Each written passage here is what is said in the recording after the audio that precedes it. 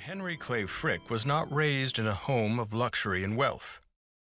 He was born in 1849 in rural western Pennsylvania.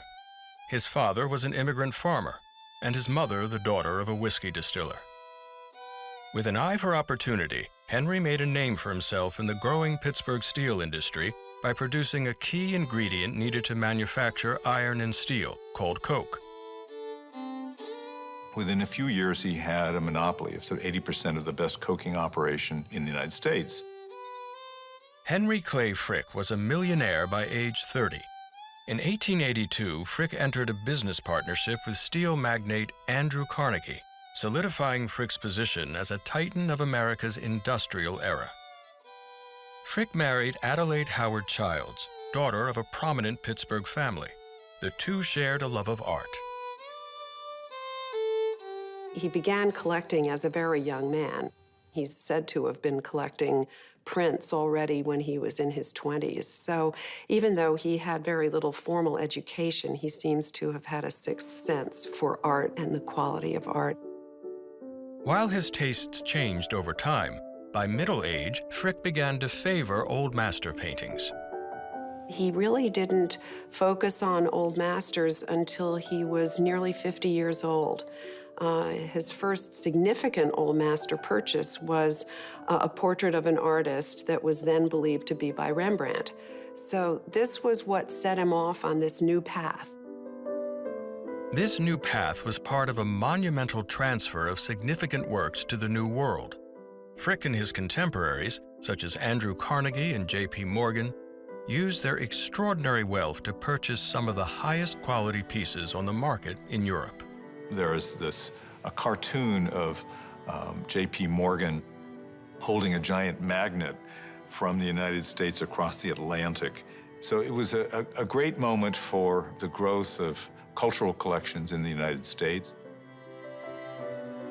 Just as Frick's art collection grew, so too did his family.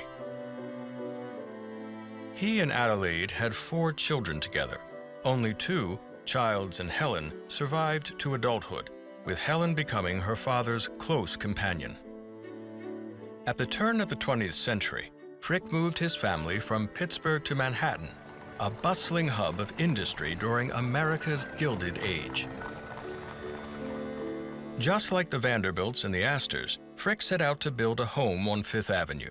He hired Thomas Hastings of the prominent architecture firm Carrere & Hastings, designers of the New York Public Library. Construction on the neoclassical mansion began in 1913. The home was built to stretch an entire city block and accommodate extravagances such as a grand organ built into the staircase and a bowling alley in the basement. But when it came to style, Frick instructed that his house be kept, quote, simple, in good taste, and not ostentatious.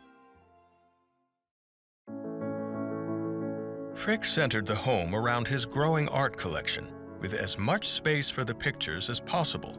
Everything down to the paneling was designed to highlight the prized collection of masterpieces he had spent years acquiring.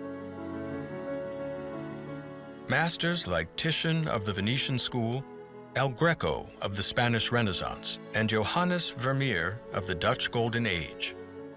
Frick collected some of the finest pieces from these artists, with a preference for portraits and landscapes. These are all pictures that are livable with, that you can spend time with, and that are not shocking or provocative in any way. So a Frick picture, I would say, it's something that is calm and elegant and of extreme beauty. Everything is organized here according to aesthetic principles rather than didactic. Schools are intermixed, but everything fits together quite harmoniously. He was not trying to fill in gaps or to have a complete history of Western art. He collected what he liked, what was the very best on the market at that time, works that were in excellent condition, and works that had a stellar provenance. Our 2 Veroneses, for example, have several royal provenances. They were owned by the Holy Roman Emperor Rudolph II, Queen Christina of Sweden, and then they were in the Duke d'Orléans' collection.